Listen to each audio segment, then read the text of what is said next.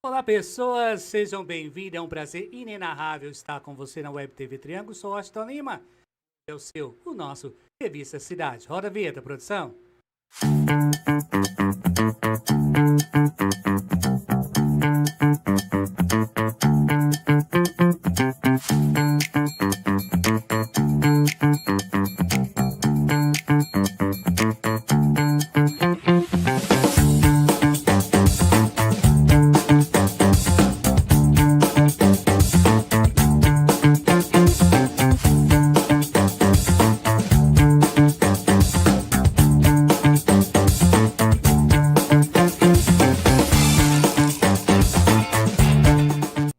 E aí, pessoas, tudo bem? Como vocês estão? É isso aí, pessoal. Revista Cidade novamente com vocês no ar. Hoje dentro da Web TV Triângulo. Convido você que não baixou nosso aplicativo. É só você baixar. Web TV Triângulo, disponível em todas as plataformas, seja ela no iOS, Android e também nas Smart TV. E hoje nós temos a presença dele, advogado, vice-prefeito da cidade de Tuiutaba, Douglas Riquinho. Seja bem-vindo, Douglas, aos estúdios da Web TV Triângulo. Obrigado, Austin. Boa noite a todos que estão nos assistindo ao vivo, a quem vai nos assistir depois, a todo mundo que acompanha a Web Triângulo. E para mim é um prazer estar aqui, porque desde o meu lançamento, né, como pré-candidato, eu falo da importância dessa transparência. Então agradeço o convite e bora para um bate-papo. Douglas, conta um pouquinho da sua história. Então, Washington, eu nasci aqui em Tuiutaba mesmo, né? Sou de 94, fiz 30 anos na campanha ali, na véspera da eleição de 9 de setembro. E estudei em escola pública minha vida toda. E terminei meu ensino médio, me arrisquei na engenharia de produção ali na UFO, né? Boa nota do Enem que eu tinha. Sim. Era o curso que mais me brilhava os olhos, mesmo sem eu saber exatamente o que fazia. Eu Sim. olhava para os outros e falava, não, esses eu sei e eu não tenho tanto interesse. Mas o meu sonho, de fato, sempre foi cursar Direito. Sempre tive essa vontade. Foi o que eu vinha fazer depois, né? Quando eu deixo a engenharia, eu faço vestibular novamente e vou cursar Direito na UENG, onde eu me graduo. E aí, atuando desde sempre com estágio, desde meu primeiro período, fiz estágio de fiz estágio no TJMG, estágio no PAC, e saio da faculdade já lotado em Brasília, onde eu trabalhei nos últimos 4, 5 anos, boa parte desse tempo como assessor legislativo. Você está falando sobre brilho nos olhos, né? Nós temos aí pessoas que a gente segue, que nos orgulhamos. Quem que causou esse brilho no olho que você fosse assim, alguém trabalhando? Por exemplo, eu tive um exemplo, né? Vou dar um exemplo, minha esposa, né? Ela conheceu o mercado de publicidade e propaganda, um dia foi no curso de publicidade, conheceu os estúdios de TV lá da FacMais e falou assim, nossa, eu quero ser publicitária. Ali ela conheceu o brilho no olhar através, não tô falando que é por mim, tá? Mas enfim, ela conheceu através lá da faculdade de publicidade e propaganda. Como que foi? Quem trouxe esse brilho no olhar do Douglas a ser advogado? Na verdade é muito engraçado, porque eu encontrei foi muito desincentivo. Aquela história do advogado tem um monte, toda esquina que você vai tem um advogado. E eu não via, nunca foi algo assim na família, alguém que destacou, ou algo específico que me colocou nessa posição. É um sonho de carreira mesmo desde menino, não sei te justificar porquê, que era ser magistrado, ser juiz. E eu sempre achei, assim, uma carreira muito interessante e eu sempre me considerei muito justo. E é engraçado, porque desde menino eu tinha preocupação com essa futura carreira, que eu nem sei se um dia eu vou chegar a trilhar, mas ainda é um sonho. Mas eu sempre tive preocupação, zelo, então eu sabia que eu não consumo bebida alcoólica, por exemplo, desde sempre. Sim. As pessoas me perguntam, mas por que você não gosta? Não sei dizer se eu não gosto, porque eu não experimento. Sim. Então vai muito dos hábitos que eu falo assim, ó, fulano é juiz e ele não bebe. Você vai ver ele em bar porque ele pede com libada. Então eu já tinha esse approach desde sempre, sem muito uma figura ali pra me inspirar. Quando eu tava na engenharia, eu fiz uma prova de geometria analítica, Sim. onde eu não concordei com a nota que foi me dada, porque apesar de ter acertado a questão, eu inverti um sinal de maior com menor. Sim. E a professora me deu 0. E aí eu fiquei pra gente poder fazer a revisão da nota. E a gente ficou 45 minutos debatendo dentro da sala. Porque eu falei, eu cheguei na resposta. Eu errei o sinal, era desatenção, não foi porque eu não sabia a resposta. E depois de muito debater, ela me deu meia nota na prova, deu meio ponto. E aí ela olhou pra mim e falou assim, você tinha que ser advogado, você argumenta muito bem. Aquilo ali mudou o rumo da minha vida, assim, completamente. Foi um ápice, né? Ali foi um momento que eu falei, gente, até ela que não me conhece sabe que eu não queria estar aqui, que ela sabe o que eu queria estar fazendo. E os períodos que eu passei na engenharia, eles foram sofridos mesmo. Sim. Nada contra a universidade, os professores, as matérias do curso em si especificamente. Mas eu não me encaixava. Então eu não me sentia muito bem em sala de aula, eu não me sentia muito bem na universidade. E quando eu vou pro direito, aí é completamente diferente. É o Houve um exato reencontro, oposto. né? Ali eu me encontrei de fato. Ali eu fiz amizade com professores, com alunos. Eu saio da UF sem ter um amigo. Eu passei anos lá, eu não tenho nenhuma amizade assim, A UF no Uberlândia, né? A quinta eu tava A na quinta engenharia de Iutaba? produção. Eu não carreguei amizades do curso, porque pra mim era um martírio mesmo. Eu ia muito contrariado, voltava muito contrariado. No direito, não. Aí no direito eu presidi centro acadêmico, realizei o primeiro congresso de direito da UENG, teve publicações com anais e tudo. Então, assim, ali eu me encontrei de fato. Ali você se encontrou. Nós vamos conhecer um pouquinho mais dessa história. Produção, roda um intervalo, já já a gente tá de volta, pessoal.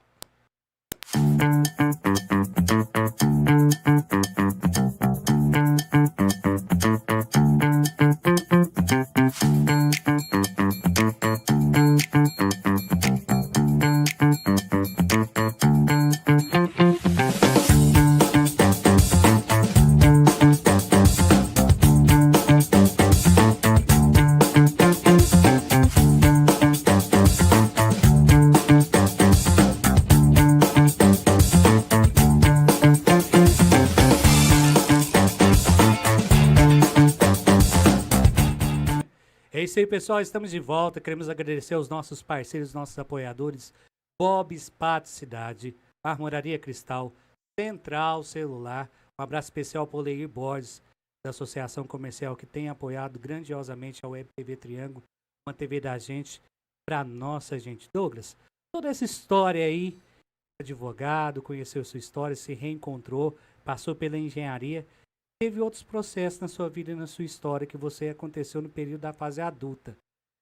Fala um pouquinho para quem está em casa, porque muitas pessoas falam assim, nossa, o Douglas, a história dele, muitas pessoas não conheciam quem que era o Douglas, quando foi anunciado como feito, a questão do autismo. Como que foi descoberto? Como que essa história na sua vida aconteceu? Então, o diagnóstico de autismo, ele apareceu na minha vida tem 2 anos. É muito recente, né? E eu falo... É até engraçado que eu tenho que explicar para as pessoas. Não é que eu me tornei autista a partir do diagnóstico. Sim. O autismo sempre esteve ali. Eu só não sabia, não tinha entendimento. E o que me leva a procurar o diagnóstico de fato foi quando eu me mudo para Brasília. Eu dou um telefone pro meu avô, um smartphone, nunca Sim. tinha usado, pra gente continuar se falando. E a minha avó já era acessível ali, ela já tá o tempo todo conectada. O meu avô não, ele falava que não queria. E eu dou um telefone pra ele e falo, não, é pra gente conversar. E todos os dias, religiosamente, ele me manda bom dia e de boa noite. Falha um único dia. Só que envolvido em trabalho, correria do dia a dia, e o autista, as mães neurodivergentes, as pessoas neurodivergentes, elas têm essa noção, mas quem não passa por isso não sabe. Mas a gente tem uma percepção de tempo diferente. O tempo, pra mim, ele passa de fato diferente. Então, assim, eu consigo ficar 6, 7, 8, 9, 10, 11, 12 horas fazendo uma atividade que pra muita gente talvez possa ser desinteressante ou não. Às vezes é uma atividade de trabalho, às vezes é uma atividade de lazer, sem comer, sem ir ao banheiro, sem ter qualquer percepção do tempo. E eu passei a, de fato, ignorar as mensagens da minha família, do meu avô. Só que quando eu baixava, mais final de semana, e aí passou a correria da semana e eu conseguia me concentrar mais nas minhas coisas, eu via o tanto de mensagem do meu avô especificamente que eu tinha deixado de responder. Isso me machucava muito, porque por diversas vezes eu me via ali, eu morava numa kitnet, Sim. eu me via ali sozinho, olhando as mensagens, ouvindo os áudios, e eu me pegava chorando com uma hipótese que não aconteceu, graças a Deus, mas que ela sempre vai existir, né? E assim, se ele tivesse morrido, teria sido o último áudio que ele me mandou e eu não respondi. E aí a primeira coisa que eu faço é procurar um psiquiatra. Eu falei assim, não é possível que isso é certo. Eu não sinto, eu tenho as pessoas escrevem saudade e eu tenho uma percepção diferente de saudade. Por exemplo, eu tenho amigos que eu conheço há 10, 15 anos. E hoje eles não moram mais aqui em Tuiutaba e eu morava em Brasília, então a gente não se vê com certa frequência.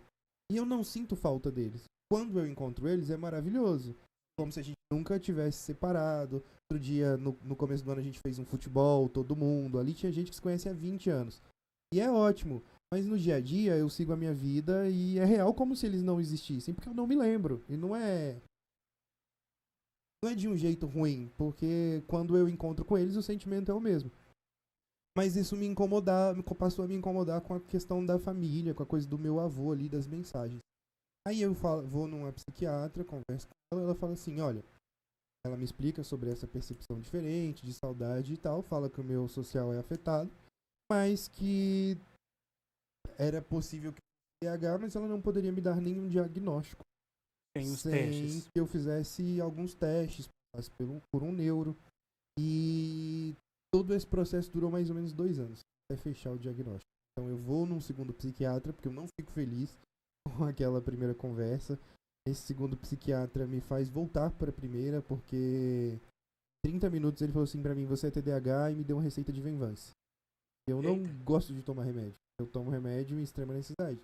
Falei, não é possível que esse cara conversou comigo 30 minutos. Conversou nada, né? Me ouviu aqui, nem 30 minutos. E a única coisa que ele tem pra falar pra mim é toma essa receita. Aí eu volto pra primeira psiquiatra, conto pra ela, inclusive, a experiência com outro psiquiatra. E falo pra ela, olha, esse primeiro diagnóstico que você me deu, esse diagnóstico à primeira vista, você fala apesar do teste, me assustou um pouco, mas eu quero prosseguir. Então aí eu vou e faço os primeiros testes, euro de fato, o euro pede mais alguns testes. E eu me lembro da sensação de quando eu esperava o resultado. Eu comecei a pensar assim, gente, precisa ter alguma coisa. Porque senão eu sou só uma pessoa ruim mesmo. A gente sente aquele impacto, né? Sim. E quem te conhece sabe o amor que você tem pro seu avô, né? É, assim... Os meus pais se separaram, eu era uma criança, né? Sim. Eu não tinha 1 ano de idade. Eu fui pra casa dos meus avós e meu avô teve essa função de pai, de fato. Então, assim, a gente sempre foi muito grudado. As pessoas me veem na feira hoje, eu até vi outro dia, o pessoal da oposição falando assim, agora vai na feira. Mas não é verdade. Eu acordava 5h30 da manhã, religiosamente, pra ficar na porta do quarto do meu avô, porque eu saía às 6 pra feira, pra ele me levar. E eu tava sempre na garupa da bicicleta com ele onde ele ia. Era na feira, era no centro, era em jogos de futebol, tanto do amador, quanto depois do Ituiutaba Esporte. Só não escolheu o mesmo time de futebol, né, Júnior? Não, né? meu avô é fluminense e eu passo a entender de futebol ali em 2002, né? Diego, Robinho, aí eu falo que o Santos me escolheu, não fui eu que escolhi meu time, não. Douglas, e o que mudou na sua vida, na sua história, sendo diagnosticado autismo fase 1, né? Fase, né? É nível, são níveis de suporte, né? O autismo tem 3 níveis de suporte, 1, 2 e o 3, sendo o 3 o mais severo e o mais leve. Aí no 3 a gente tem crianças que são não verbais, enfim, são séries de dificuldades que as pessoas enfrentam. Como eu era já adulto, formado, com bom emprego, já tinha criado diversos mecanismos para sobreviver mesmo, né? Sobreviver à escola, sobreviver à faculdade, para ir me entendendo, fazendo as coisas. Mas o diagnóstico ele foi uma sensação de alívio, porque aí eu fui me entendendo e o diagnóstico foi me explicando quem eu sou. Acabou a autocobrança, vamos. Exato. Então, assim, eu passei a entender que, de fato, eu não era uma pessoa ruim. existe um motivo. Eu passei a entender coisas muito simples que eu vivi na infância que eu não entendia. Passei a entender. Eu ouvi muito, quando criança, que eu era muito enjoado para comer. Mas eu tenho seletividade alimentar. Não é que eu sou muito enjoado para comer. Tem coisas que eu realmente não consigo comer. Então, assim, não é que eu não queria. E eu me sentia mal por essas coisas. Eu realmente invejo quem tem uma alimentação super saudável. E eu tento melhorar minha alimentação cada dia mais. Mas tem coisas que eu simplesmente não consigo. Não é pelo sabor. Porque, por exemplo, eu gosto do exemplo do pudim. O pudim é uma coisa que todo mundo que eu conheço ama. Eu não suporto por conta da textura. Então, assim, não necessariamente são coisas... porque não come verdura. Não necessariamente é isso. É muitas vezes da textura, até a cor, que causa alguns efeitos e eu não consigo comer. Então, até essas coisas muito simples, elas foram... Eu fui conseguindo dar explicações pro meu eu do passado, até o meu eu que tinha esse problema de falar assim, nossa, como que eu não sinto saudade? Então, assim, eu falo que o diagnóstico, a sensação foi total de alívio mesmo. Um reencontro com você mesmo. E nesse período do diagnóstico, eu tenho duas pessoas muito importantes na minha vida, que é a Jéssica, minha namorada, e o Francisco, o meu enteado de 11 anos, que é uma criança autista de suporte nível 1. Então, assim, a Jéssica, quando a gente começa a conviver, ela começa a ver muito do Francisco em mim. E ela, antes de qualquer médico, falava, não, você é autista. E eu falava, não, eu não sou autista. E ela, no fim, ela estava certa. E eu consigo ver muito de mim, assim, no Francisco. E é muito engraçado isso. E aí eu vejo ele fazendo coisas que eu fazia, passando coisas que eu passei. Eu já ouvi muito que eu sou ingênuo, mas é do autismo mesmo. Às vezes eu não entendo ironia, de fato, eu já melhorei muito nisso, mas às vezes a pessoa tá sendo irônica, ela nem consegue me ofender, porque eu não entendi. Às vezes por isso que você enfrentou toda essa situação, porque na escola, sabe, né, Douglas, né? A gente vivencia o bullying, cada situação do dia a dia, né? A gente vivencia. Então acho que por isso que às vezes você não compreendeu e passou por esse processo tão grandioso na escola, né? Eu tive muitos problemas na escola. Apesar de boas notas, porque eu sempre tive boas notas, eu era considerado um aluno problema. E o diagnóstico também me explicou muita coisa. Por exemplo, por muitas vezes eu não suportava a sala de aula. Então eu queria matar a aula. Eu ficava fora da sala. Quando eu fui ficando maior, eu conseguia nem ir pra escola, nem pra escola eu ia quando eu tinha essa opção. Principalmente porque eu estudava de manhã. E até hoje, quando eu durmo mal, eu tenho sensibilidade auditiva. Então o barulho de uma sala de aula, tanto de menino, é insuportável. E aí eu saía da sala por não suportar o barulho, mas eu não sabia explicar o que estava acontecendo comigo. Só não queria ficar na sala. Aí você vai falar isso para uma diretora dos anos 2000, que esse assunto não era debatido. Não tinha. As pessoas falam assim, no meu tempo não tinha esse negócio de autismo, TDAH. Não tinha diagnóstico. Mas a gente estava ali. E aí eu era suspensão, era sua mãe vir na escola amanhã, não quer frequentar a aula. Então, assim, foi para além dessa coisa do bullying, dos colegas. A escola como um todo foi muito dolorida. Eu falo para todo mundo que, assim, eu encarnei agora essa eleição com um propósito. Eu não vou falar. É porque, assim, se a gente falar que isso é minha prioridade, nada é prioridade, né? Sim. Mas é porque eu não impunho essa bandeira como causa política, eu impunho como causa de vida. Então eu tenho muito esse objetivo de encurtar esse caminho para as crianças neurodivergentes da rede municipal. Trabalhar projetos, então a gente atrás de recurso, com ideias, porque é um sofrimento desnecessário que eu passei, que talvez eu possa poupar outras pessoas e talvez esse seja meu propósito. Por isso que eu cheguei até aqui.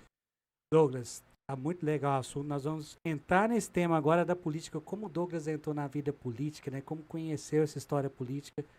Roda um intervalo e já estamos de volta. Tá pronto, produção? Deu uma travinha aqui, produção? Vamos lá. Douglas, conta pra gente, como surgiu a oportunidade de você ir para Brasília, de você atuar no ramo político e atuar nesse mercado? Eu ouvi muito na campanha que eu era novo, muito novo. Mas é engraçado, porque eu nasci pra política com 15 anos de idade. Naquela eleição, o Ed Luiz Pedro, que foi apertadíssimo, eu fiz uma página de meme que satirizava um dos candidatos. E essa página, ela explodiu. E pouquíssimas pessoas sabiam de quem era essa página. Parte das pessoas que sabiam de quem era essa página era do grupo político oposto à página, né? Porque eles adoravam. Então, assim, eles vieram atrás de saber quem era. Me incentivaram financeiramente a continuar. Agora pensa, um menino de 15 anos começando a ter ali a sua vida própria, querer sair sozinho e tal, fazendo uma coisa por diversão. E perto da Expopec, que oferecem dinheiro pra você continuar falando, eu já fazia de graça, então vambora, vamos tocar. Já fazia por amor, né? Agora virou Eu profissão, já né? achava divertido, então eu fiquei ali no radar por muito tempo. E depois me afastei um pouco, mas sempre acompanhei, assim. Apaixonado pelo meio político. Eu não sei de onde veio isso, eu sempre tentei negar, de falar assim, não quero ir pra política. Na verdade, até o dia que eu aceitei o convite para ser vice, eu falava que não, de jeito nenhum. Agora falando em vice, tem toda a história. Uma coisa é você atuar como assessor, né? E assim, querendo ou não, a gente chama quem não tem teto de vida. Quando a gente entra na vida pública ali, você tá um cargo público, né? Pleiteando um cargo público, seja ele vereador, seja ele... A exposição assusta um pouco. Conta como foi essa assustada, assim, de ser vice, falar o sim, como que foi essa... Então, eu fiquei muito tranquilo do momento do sim até o final. Teve alguns momentos que me deu um frio na barriga e eu consigo lembrar de algum deles. O primeiro momento em que eu fiquei nervoso foi no dia do anúncio, de que era eu, porque todo mundo já tinha entrado no palco, só faltava a mim. E eu tava atrás do telão que abria pra eu entrar. E ali eu tava sozinho, e eu escutei o vídeo, eu sabia que eu ia entrar. Naquele momento eu fiquei um pouco chocado, só que não tinha mais volta dali, né? Já tava tudo certo. Mas num todo foi muito tranquilo, porque sim, Washington, quando eu saí de Tiltaba, eu era um universitário de uma família comum. As pessoas falam pobre, mas eu não gosto desse termo, porque parece que era de classe média baixa, nunca me faltou absolutamente nada. Eu uma ONG com minha ex-namorada, a gente atendia 100, 150 famílias, e eu nunca fiz nada, e eu falo isso até hoje, com muita tranquilidade, de que eu tivesse que me envergonhar. Então assim, por mais que a minha vida ela não fosse exposta, eu nunca tive medo de ser, porque isso em nenhum momento me incomodou. Eles vão achar que eu fui universitário, que eu tinha bons amigos. Igual eu falei, nem história com álcool eu tenho, porque eu não bebo, então nem isso eles vão achar. E eu tinha uma ONG, a gente atendia famílias, eu já me vesti de Papai Noel, brinquedo. Qual que era o nome da ONG mesmo? A ONG Yami. Então, assim, eu já atuava. E quando eu saí daqui, tanto que no dia que eu me mudo, no exato dia que eu me mudo num domingo, após fazer entregas de sexta. Na verdade, você não mudou, né? Você morava aqui, só que estava trabalhando em Brasília. Era um processo, não era? Não, eu já trabalhava pro gabinete morando aqui, mas aí eu fui pra Brasília de fato. Então, assim, e aí eu me desprendi das atividades aqui, eu deixei a ONG. Mas mesmo no exato dia que eu me mudo, a última coisa que eu fiz antes de pegar a estrada pra Brasília foi entregar a cesta básica. Então, assim, eu pensava muito nisso, né? Falava assim, agora você tá exposto, agora você é vidraça. Tudo bem, mas eles não vão encontrar o que jogar de pedra, porque eu não fiz nada que eu tenha que esconder e, graças a Deus, eu não fiz nada que eu não me orgulhe, até hoje, pelo menos. Hoje é 6 de março, 6 né? de março. 8h30 da noite. Então, assim, até este momento, eu vivo muito em paz com isso. Então, assim, eu vi muita coisa de, tipo, que eu recebi já no primeiro dia. Áudio insinuando que eu seria gay. Isso nunca me incomodou de maneira alguma, porque se eu fosse também não teria Não nenhum haveria problema, problema. porque não é um problema, né, gente? Exatamente.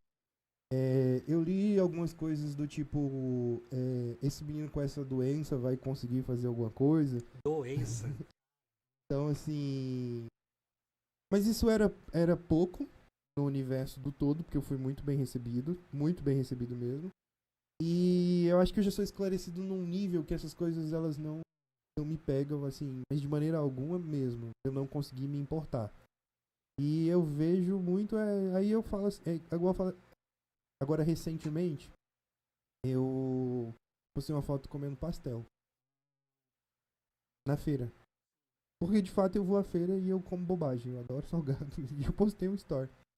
Eu recebi, falei, ó, estão falando, pagam seu salário, você tá na feira comendo pastel. Falei, gente, mas eu sou servidor público, com o mesmo salário, mais ou menos, porque eu não ganhava muito diferente do que eu ganho como vice-prefeito, não. Há pelo menos uns 5 anos. Então, por essa ótica de que pagam o meu salário, pagam há pelo menos 5 anos. E eu não tô fazendo absolutamente nada de errado. Então, enquanto os ataques se resumem a essas coisas, eu não me incomodo, de maneira alguma, na verdade. Falando em figura pública, você é vice-prefeito e se tornou uma figura pública no cenário regional, nacional, enfim. Como você enxerga isso? Você se enxerga hoje como um modelo para pessoas autistas? Elas precisam... Porque muita pessoa fala assim, nossa, foi diagnosticado, é uma patologia, é uma realidade dele, e ele vai ali vivenciar um momento que ele não vai poder ser ninguém. Então, você se considera um exemplo de modelo a essas pessoas? Assim, eu acho que é a coisa da referência. Mas parece que a minha vida inteira eu me preparei para esse momento, mesmo sem saber que ele chegaria. Porque, assim, próximo a mim na minha família, eu sou a primeira pessoa que foi para uma universidade pública.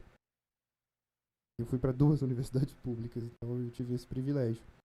Eu já me entendia como referência, porque as pessoas mais próximas, assim, do meu nicho familiar de convivência, eu tenho 2 primos mais novos e meu irmão mais novo.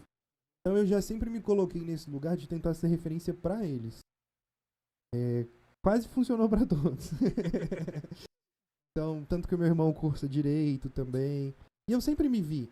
Meu irmão torce pro mesmo time que eu, ele faz a mesma faculdade que eu fiz, a gente troca muita ideia. Então eu já sempre me vi nesse papel, antes de diagnóstico, antes de qualquer coisa, ali pros meus, de tipo, eu preciso ser a referência que às vezes eu não tive. E não tive porque eu tive um meio ruim, muito pelo contrário, eu tenho ótimas referências de, poxa, de honradez. Meu avô me ensinou tanta coisa, aquela coisa do ser homem, né? Do honrar a camisa. Então, assim, eu me vi nessa situação de ser referência. Quando eu falo do meu diagnóstico, eu não tinha essa pretensão, de coração. Eu tinha a pretensão, primeiro que eu não me preparo. Eu não preparei o discurso no dia. Então, eu queria me apresentar e eu sou uma pessoa autista. Então, eu falo para as pessoas que eu sou uma pessoa autista. Não foi porque... Tanto que o meu discurso ele não é em volta disso. Eu só passo por isso. Sim, e eu é só falo a verdade, todas as né? coisas que eu tinha para falar. Eu não fico ali falando sobre isso especificamente em momento nenhum, na verdade. Acho que esse é o primeiro espaço em que eu tô falando do autismo, assim, necessariamente. Mas isso gerou, de fato, uma comoção nas famílias, neurodivergentes, crianças que chegam até mim. Isso hoje acontece, assim. E a criança chega e pergunta, você é autista mesmo? Para confirmar. E eu também sou. Porque aí dá uma perspectiva de assim... Porque, de fato, eu tenho uma dificuldade de assimilar isso. E às vezes as pessoas falam pra mim, né? Que eu não mudei meus hábitos. Eu vou na praça comer lanche, as pessoas me veem lá, as pessoas me veem no mercado. Eu que vou comprar o meu pão, minha vida continua literalmente a coisa, mesma. né? E as pessoas, tipo, às vezes não acreditam, né? Fala, gente... E aí eu tô me colocando nesse lugar de... tudo bem. Porque, de fato, eu sou uma autoridade pública. Sim. Não fui eu quem escolhi, foram as pessoas, a gente teve uma votação expressiva e isso me Foi coloca o nesse povo, lugar. né? Eu estou uma autoridade pública, na verdade, né? Porque a gente passa e as cadeiras ficam. Então, de fato, isso tem mexido comigo ultimamente. Eu tenho feito questão de falar mais, me posicionar mais, de estar mais atento, porque eu não tenho esse dado para confirmar, porque é um levantamento extraoficial. Mas eu sou a única pessoa autista laudada no Brasil, que tem mais de 5.500 municípios, numa cadeira de executivo. Então, assim, é impressionante.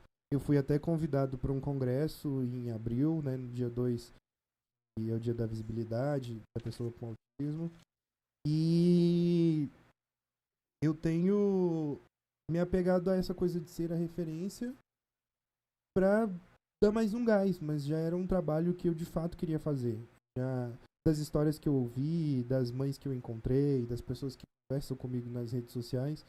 Então eu já tinha essa vontade de dar um retorno para elas, mesmo sem entender naquele momento que eu era essa referência.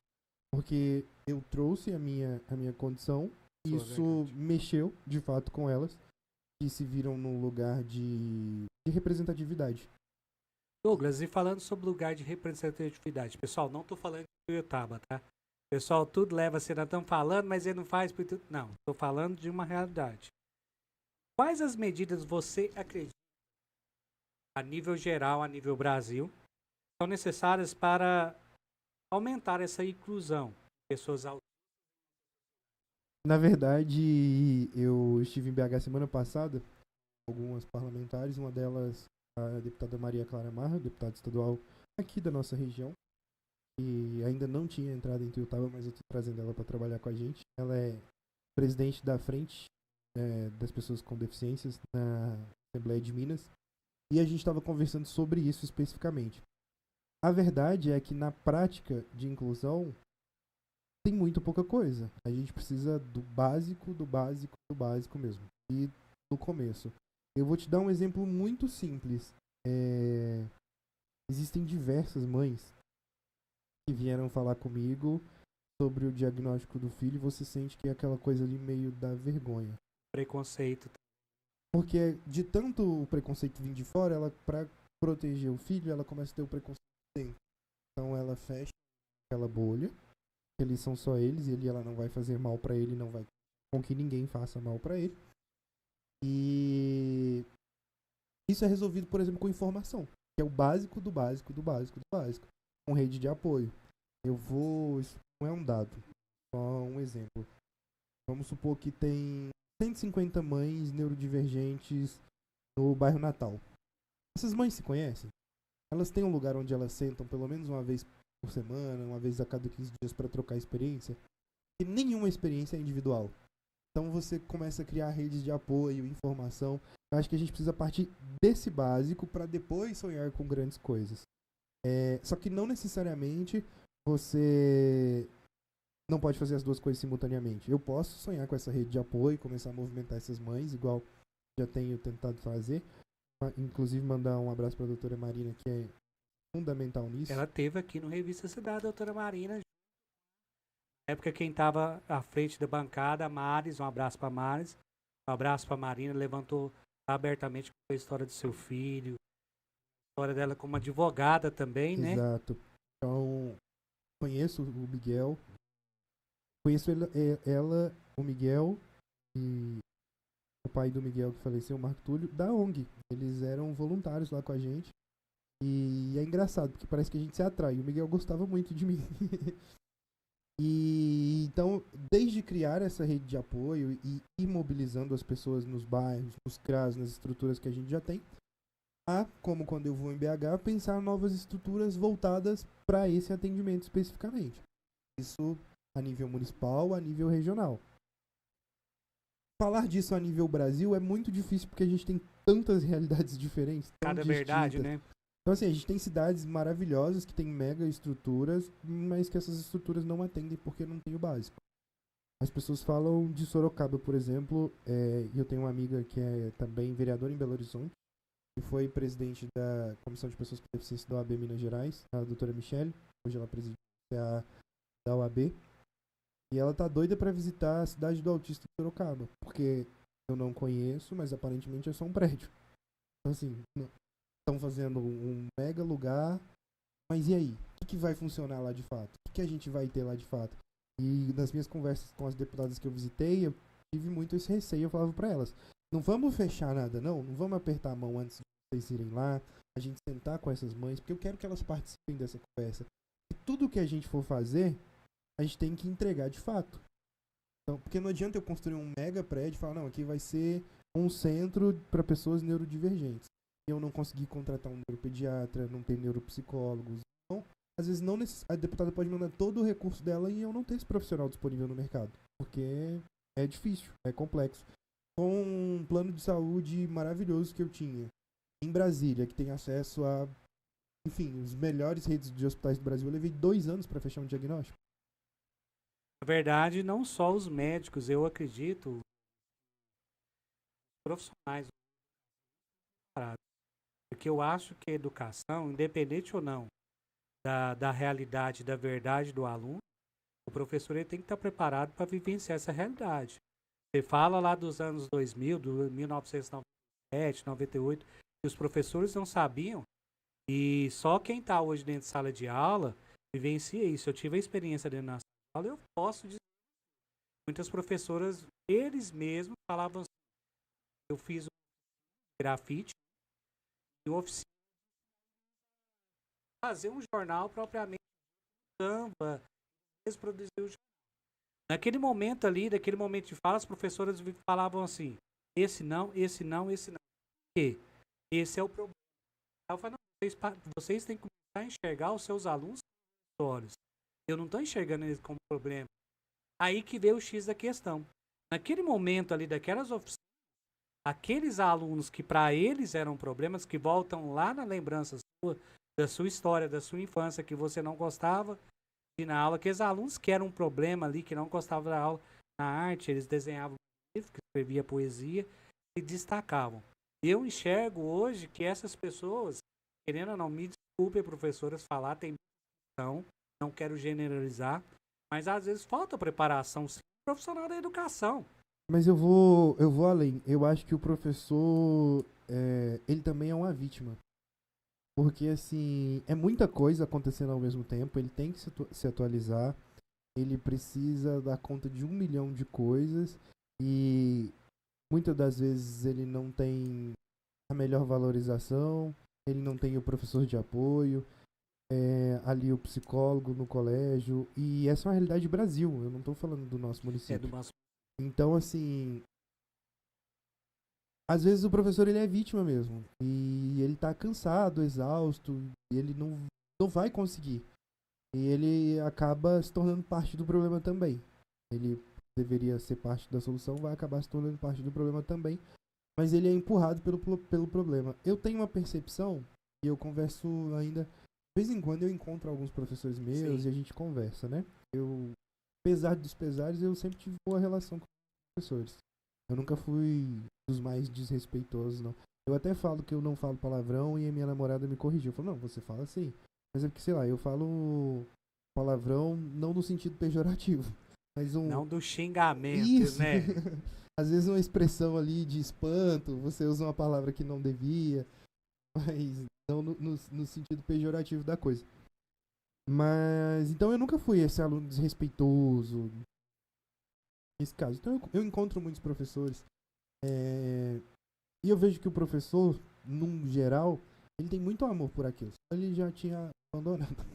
Na verdade, a educação só quem, pessoal, quem entra realmente não, e aí, esse professor que faz isso por amor, ele vai ficar muito frustrado se um aluno. Não importa o motivo, ele sempre vai ficar frustrado se um aluno ficar para trás. Então, assim, eu acho que ele acaba sendo vítima mesmo desse sistema que a gente tem de não preparo. A gente não tá preparado. Eu acho que hoje saiu um dado do censo sobre os CAPs, sobre o aumento de pessoas usando antidepressivo. Assim, de 2013 para 2023 é um salto, eu não tenho essa informação aqui agora, mas assim, é espantoso. Então a gente tá vivendo uma realidade complexa. As redes sociais, a internet como um todo, ela pode ser muito boa ou não, depende de como é feito o uso. As pessoas têm acesso a tudo na palma da mão no celular. Então, cada vez mais jovens também, crianças com telas. E a gente vai criando uma realidade vazia. Então, Você acredita que a pandemia trouxe isso ou não? não, eu acho que a pandemia pode ter acelerado o processo, mas é natural. E tudo que me perguntam sobre o Brasil, desde sempre, no geral, eu falo depende. Assim, se é a favor disso, se é a favor daquilo, eu falo depende. Porque a gente não tem uma boa base educacional, num contexto geral, para muita coisa. Então, assim, a gente hoje não está preparado para a inteligência artificial. Eu vejo a inteligência artificial como algo revolucionário, maravilhoso. Mas tem gente aplicando golpe à torta direito com vídeos que as pessoas não vão conseguir entender que aquilo foi criado de maneira falsa, que aquilo não existe.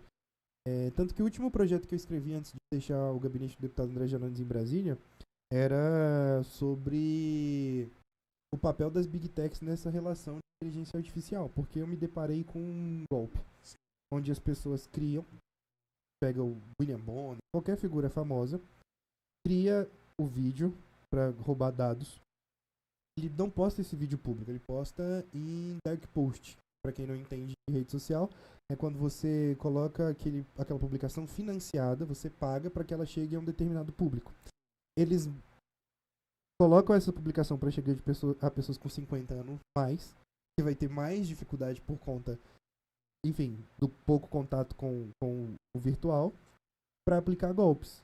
E as Big Techs não tiram isso do ar. Na verdade, elas lucram, porque eles estão impulsionando esse conteúdo. E não tem nenhum tipo de responsabilização. Então, assim, eu tenho bastante medo do futuro hoje, por conta da nossa falta de base mesmo. Na verdade, eu vou te falar do mercado hoje. Existe tanta informação, facilitou. Hoje qualquer pessoa tem um canal no YouTube, qualquer pessoa é influenciador digital, qualquer pessoa traz a sua história à tona. Então, assim, isso é um mercado que a gente tem vários caciques, né? Esses caciques têm a sua tribo, formam essas opiniões. E acaba que no meio, vamos falar assim, a gente não queria entrar, mas meio político.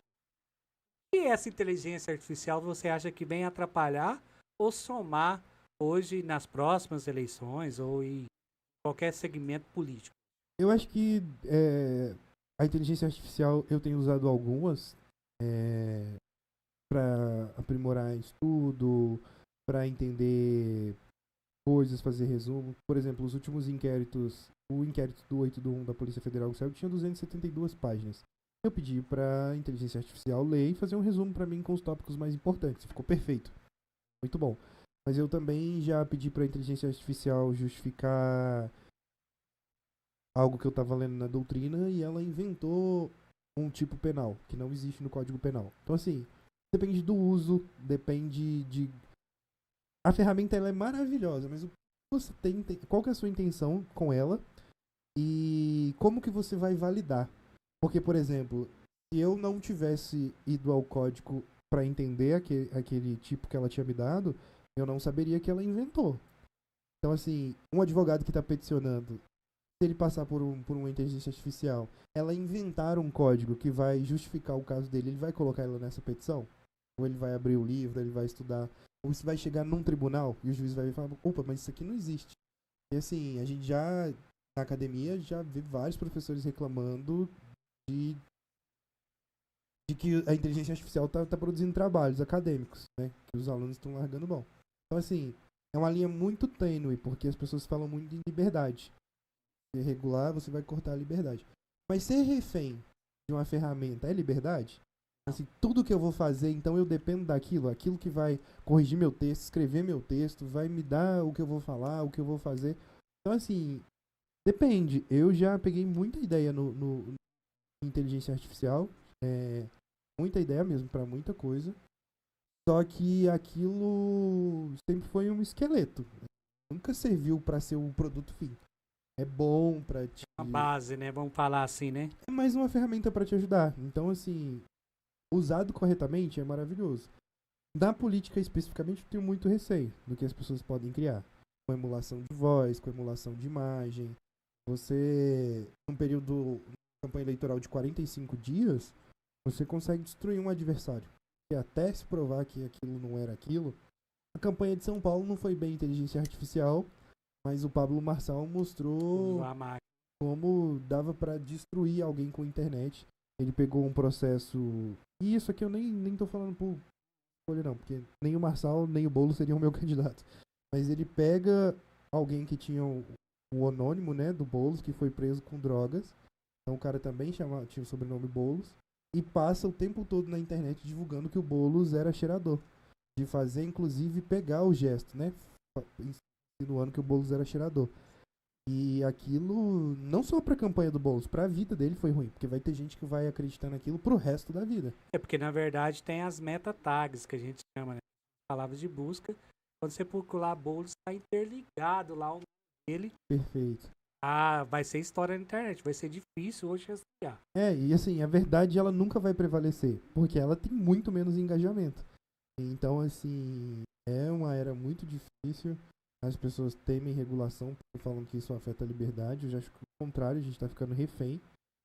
Eu ouvia muito o pessoal falar que queriam instalar chips, né, pra controlar a gente.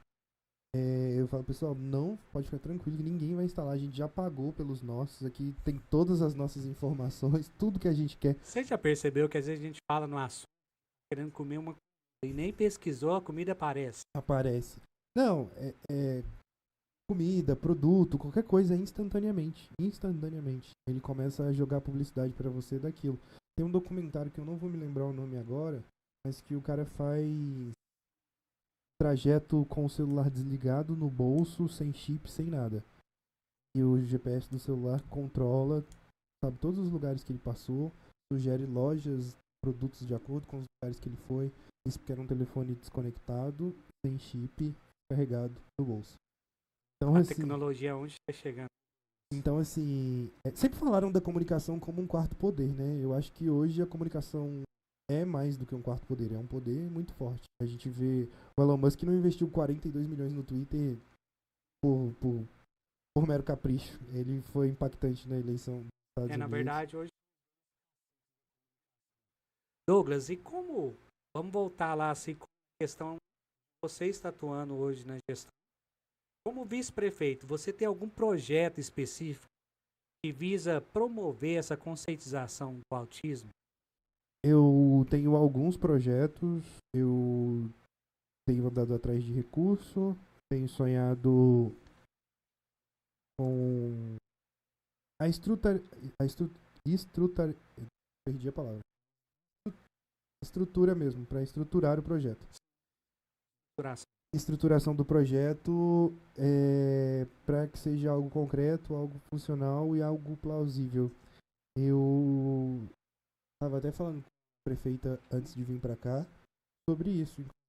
E segunda-feira vou sentar com ela novamente, porque existem alguns projetos desses que eu disse desde a base, para a gente formar comunidades, saber quantas crianças têm laudo, quantas crianças estão nessa busca por um laudo, da indicação. Quero também dar uma preparação para os nossos servidores, principalmente quem atende público, né? Eu recebi uma queixa de que uma mãe chegou num CRAS e para fazer alguma coisa para o filho autista e a moça que atendeu ela disse que o laudo estava vencido.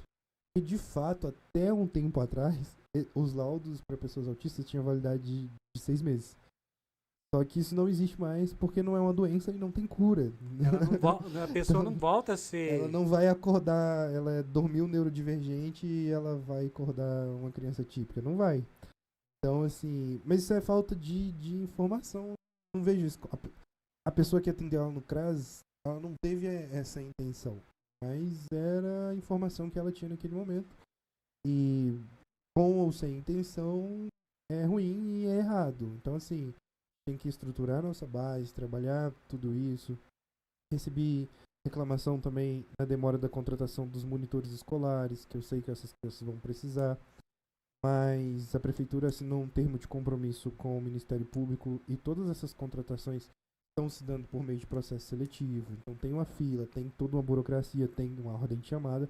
Precisa ser feito, e eu sei que a demora afeta as crianças, mas precisa ser feito para que isso não venha a ser anulado e depois ter que começar do zero e demorar muito mais o processo. Então, assim, pedir um pouquinho de paciência, que a gente tá trabalhando, tá indo atrás de recursos, tá indo atrás de parcerias.